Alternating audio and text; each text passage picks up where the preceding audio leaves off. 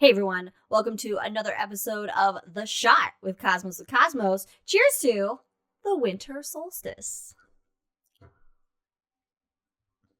This is just classic Cosmos. All right, happy Christmahannakwanzakah!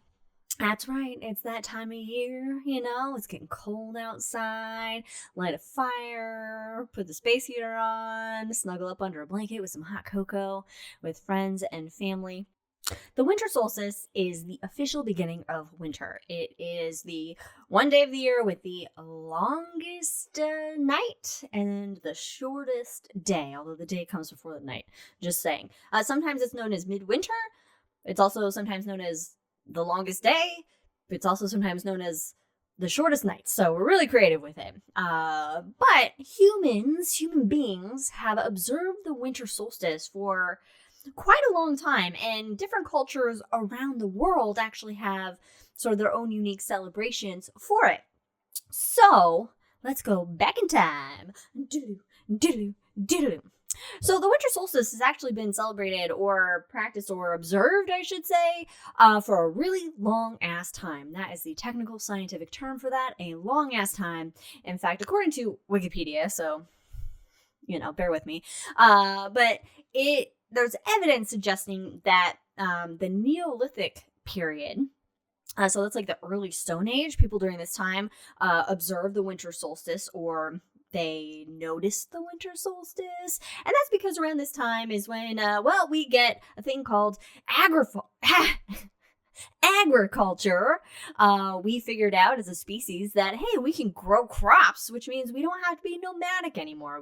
We can settle down in place. However, we have to keep those crops growing and the domesticated livestock, supply available in order to survive. So, around this time, when it starts to get cold out, when the days noticeably become shorter and the nights noticeably become longer, because let's face it, people during this time, or for most of human history, actually don't have like Netflix and shit to keep them occupied. They don't have city lights to block out their observation of the sky. People in history paid a lot more attention to what was going on in the sky and the celestial objects surrounding the Earth than we do now, of course. And so they noticed when those nights got longer and the days got shorter. And so during this period of time, people would actually slaughter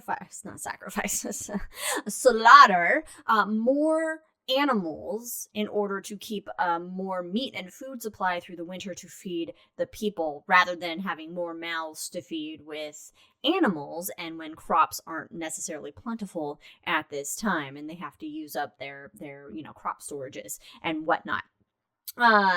Stonehenge also is seen to be associated with the winter solstice, where the sun during sunset will shine through a certain point of it. There's these main blocks that are there, and the sun goes right through them, and so it's that's seems to be pretty on the nose. So it is currently believed that Stonehenge could be associated with that, although I don't think there's definitive proof. Check out our shot on Stonehenge for more on that.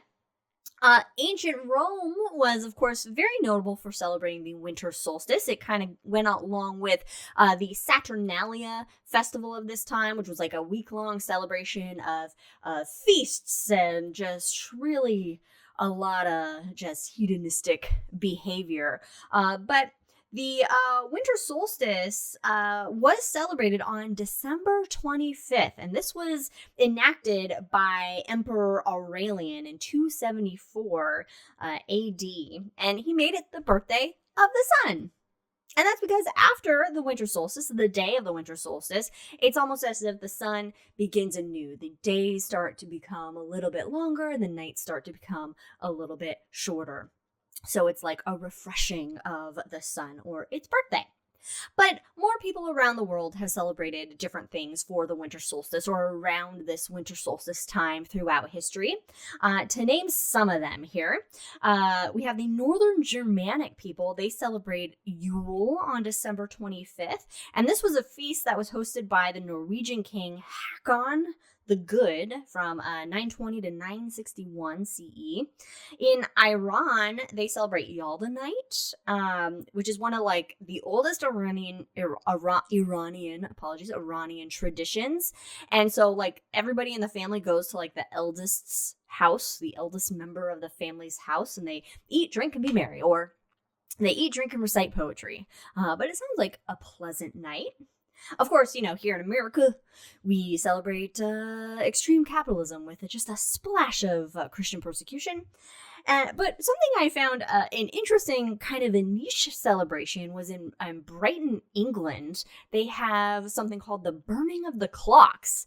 And it was started in 1993 as like a response to extreme capitalism or commercialism or something, even though I couldn't necessarily find a direct correlation as to why.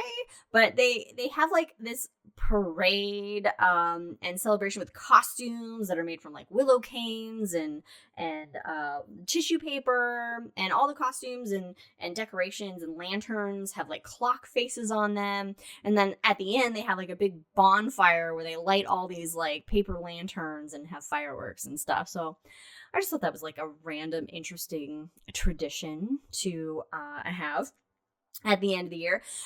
Many more. So just a quick list of some without necessarily what they are, but the Welsh celebrate Alban Arthon. In ancient Rome, they also celebrate Brumalia, which sounds like, I don't know, it's from like, what's that? Beowulf, like Brunhilde kind of thing. In East Asia, the Dongji festival. The Inca celebrated Inti Raymi. The Slavic celebrated Kolyada and Krochun. In Antarctica, the penguins celebrate Midwinter Day. Now, of course, you have all these researchers in Antarctica from various cultures, so, it's like a celebration to normalize life down there, I assume. In Theravada Buddhism, there's Sangamita Day. The Zuni celebrated Shalako. The Mapuche celebrated Tripantu. And in ancient Latvia, Zaismasvetki. I did not pronounce that well, and I will not pronounce anything well. So,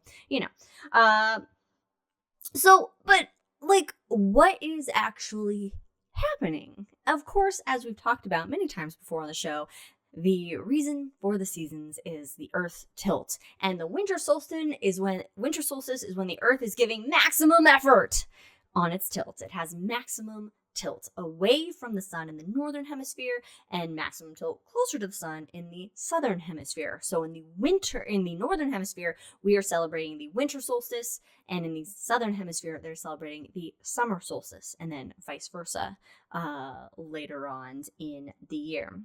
Generally, the solstice is celebrated on like the December 21st through the 23rd. And it's very predictable. You can calculate it when it's going to happen. This year, the winter solstice is on December 21st at 9:20 a.m. UT, or Universal Time. So after that, again, the days start to become longer and the nights become shorter as we go through winter and things start to warm up as that tilt makes its way back closer to the sun here in the northern hemisphere.